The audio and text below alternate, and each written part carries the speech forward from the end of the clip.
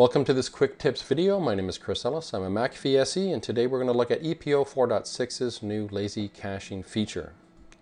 So lazy caching solves a problem with the current repository methodology where all content is pushed out to the super agents or the distributed repositories, regardless of whether they're being asked for or not by endpoint systems. So this means the biggest problem with this, of course, is this huge bandwidth consumption where a lot of bandwidth is required to push all of the endpoint products and updates out to each super agent across your wide area network. A secondary issue is that it fills the super agent hard disk up with unused content that's not being in demand by any of the local systems, and it also requires some maintenance, some manual deletion of the unnecessary files off of that super agent. So let's take a look. You can see my ePO 4.5 server here on the West Coast, which is going to try and do updates across the wide area network to the East Coast, to the super agent there. Even though maybe none of this content is in immediate need. So VirusScan, 7, 8.8, Site Advisor, all those different point products have been pushed out, and you can see the little graphic with the hard disk kind of filling up there. So that's the biggest issue that lazy caching solves. And people often ask me, where do we get the name? Why would McAfee call such a great feature lazy caching? And the truth is it's actually a set of algorithms that are somewhat industry standard.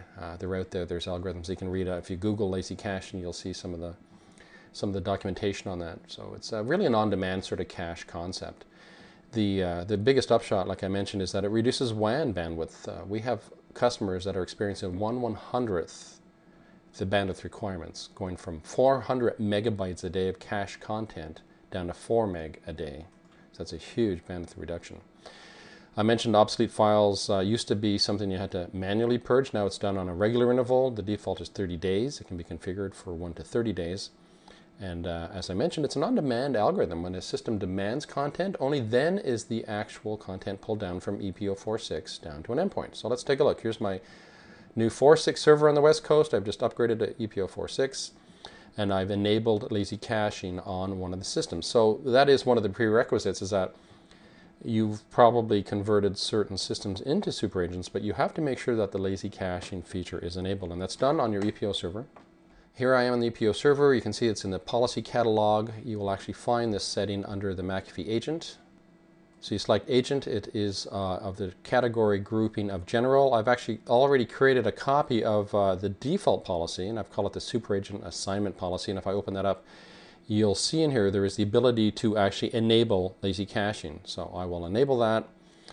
That means that the next update, this repository, the super agent, will actually start performing lazy caching. So I'll save that policy, and then I can actually update my system tree accordingly. I'll go to the system that actually is using, that is my super agent, an engineering 4 group.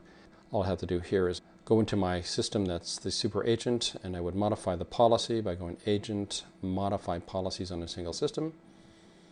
And I'd modify the general assignment and tell it to use the super agent assignment policy that I just set up. All right, so we've enabled lazy caching on that super agent, which means anytime somebody wants something, only then will that super agent pull down that content. Let's say, for example, the system on the far right is getting upgraded from VirusScan 8.7 to 8.8. It requires that content. The super agent realizes it doesn't have that content, so it's going to pull it down from the server, but only that content's being pulled down. So I think you get the idea. Only content that's required at that moment is actually pulled down and distributed across any of the users on that particular subnet. Obviously, that's going to reduce your bandwidth requirements tremendously because the content is just going to be pulled down when needed.